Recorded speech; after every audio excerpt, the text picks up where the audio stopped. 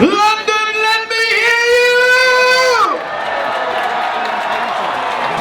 So for people who haven't caught your speech yet, people who've just tuned in, or people who are watching this video for the first time, do you want to say who you are and why you're down here at this Tommy Robinson event? So I'm Bishop Cei Dewar. I'm a Pentecostal bishop here in the United Kingdom. Oh, I've heard louder screams at a football match.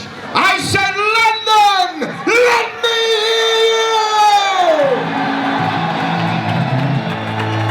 And I came because all of my friends said, Bishop, you have championed the cause of freedom of speech, of freedom of expression, of, protecting British culture, British heritage.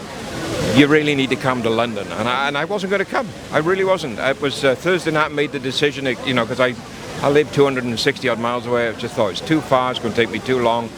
And yesterday, by divine providence, I was asked by some friends of mine, are you going on Sunday? I said, well, I was going to go, Saturday, sorry, I was going to go, but, and then they said, well, we're going, do you want to come with us? I said, well, that's my sign, I'm supposed to be here. We are not at war with just woke ideology. We are not at war with just cancel culture. But we are at war with 412 idiots that sit on those benches just down that road. What are the main drivers for you? For me, my biggest concern is that if we as Christians and we as Brits don't stand up for our culture, don't stand up for our country, don't stand up for our heritage, we're going to lose everything that made Britain great, can't even speak now, in this world.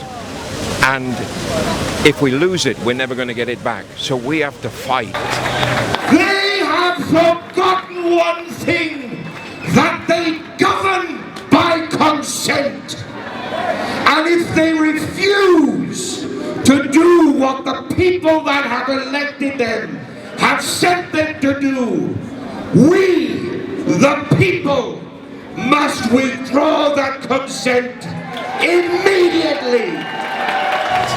Not a physical fight, but we have to fight a war on politics. We have to fight a war on ideology. We have to fight a war to protect the family, to protect our children, to protect everything that made this nation what it was.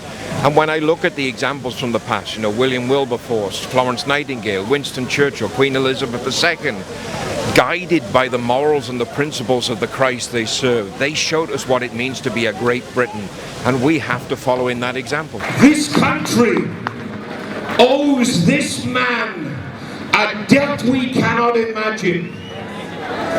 But today, when I look out across this square, I don't pray for revival in the land. Because today, on the 27th of July, standing in Trafalgar Square, I can see in thousands of faces that revival has already begun. We have consecutive governments that are trying to legislate our basic rights out of existence. And that's a dangerous place to be.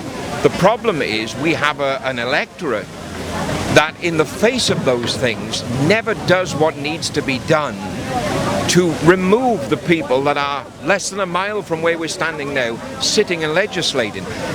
In my opinion, no government should be formed and bring forth legislation that is not in a manifesto.